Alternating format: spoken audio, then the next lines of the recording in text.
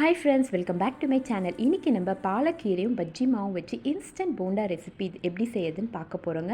வீட்டில் யாராவது கெஸ்ட்டு வந்துட்டாங்கன்னா இந்த மாதிரி செஞ்சு கொடுங்க. சூடாக ஒரு டம்ளர் டீயோட இந்த போண்டா சாப்பிட்டிங்கன்னா ரொம்ப சூப்பராக இருக்குங்க. சரி, எப்படி செய்யுதுன்னு பார்க்கலாம். இதுக்கு வந்து நான் 2.5 டம்ளர் சக்தி பஜ்ஜி மாவு எடுத்துட்டேங்க. அது கூடவே 2 மீடியம் சைஸ் வெங்காயம் கட் பண்ணது சேர்த்துட்டேன். 2 பச்சை மிளகாய் கட் பண்ணது சேர்த்துட்டேன்.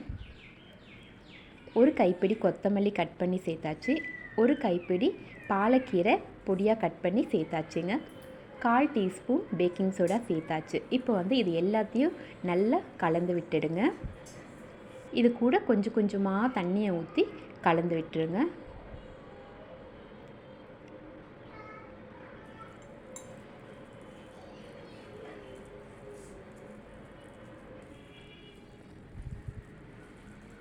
இப்போ பாருங்கள், கன்சிஸ்டன்சி இந்த அளவுக்கு இருக்கணும்.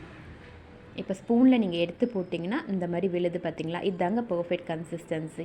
இப்போ நம்ம ஸ்டவ் ஆன் பண்ணி கடாயில் எண்ணெய் நல்லா காஞ்சதுக்கப்புறம் ஒரு கரண்டியை வந்து எண்ணெய் நல்லா தடவிட்டு இந்த போண்டா மாவை எடுத்து நீங்கள் போட்டிங்கன்னா கரண்டியில் இந்த மாவு ஒட்டவே ஒட்டாதுங்க.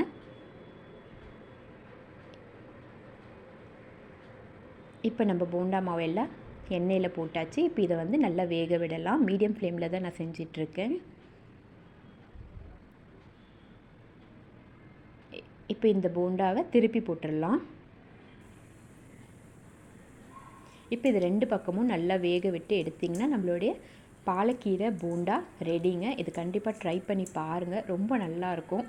இன்ஸ்டண்ட்டாக செய்யக்கூடிய இந்த ரெசிபி நீங்கள் இதில் வெஜிடபிள்ஸ் கூட போட்டு செய்யலாம், ரொம்ப சூப்பராக இருக்கும். குழந்தைங்களுக்கு இந்த மாதிரி ஈவினிங் ஸ்நாக்ஸாக செஞ்சு கொடுங்க. அப்புறம் நம்ம சேனலை இதுவரையும் சப்ஸ்கிரைப் பண்ணலைன்னா மறக்காமல் சப்ஸ்கிரைப் பண்ணுங்கள். இந்த வீடியோ உங்களுக்கு பிடிச்சிருந்தா லைக் பண்ணுங்கள், ஷேர் பண்ணுங்கள்.